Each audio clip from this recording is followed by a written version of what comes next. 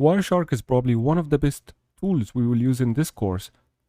It allows you to run a sniffer on your network traffic and basically spy on what network traffic is going through. This program is very good for learning computer networks, the OSI model, and how different layers of the network works.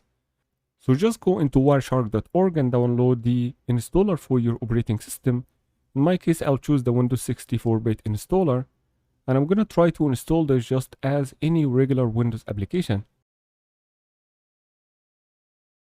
Now, when it comes to the packet capture, Wireshark needs a driver on your computer to be able to communicate with the network card and be able to read or sniff network traffic going through this card. And this requires a small application called npcap. The problem with this is Wireshark is packaged with a very old version of npcap. And this has caused issues in the past with VMware product, especially with the virtual network interfaces they create. So the main thing we need in here is to uncheck the npcap because we want to install it separately using the latest version from their official website.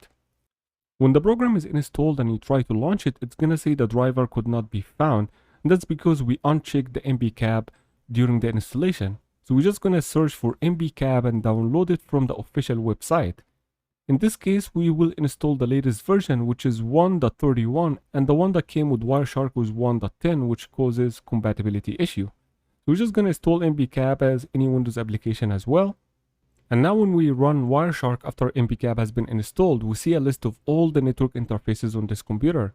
So depending if you are using Ethernet or Wi-Fi, you have to choose the correct interface. In my case, I will choose Ethernet because I'm using a wired, and you will see in here crazy explosion of traffic going through the network interface while you are not doing nothing, just from open session, Windows updates, all kind of traffic going through the network card. I'm going to stop the live traffic and just look into what we have captured so far. All network traffic packets going through the network interface will be shown in here, starting from layer 1 all the way to layer 7. And that's why this is a great tool to learn about networking and look on which kind of traffic is going through your computer. You can also read a static packet capture files that you downloaded from the firewall or from different sources, like this bcap file. I'm looking into the send and receive traffic in a saved file. And that's the power of using Wireshark to read network traffic.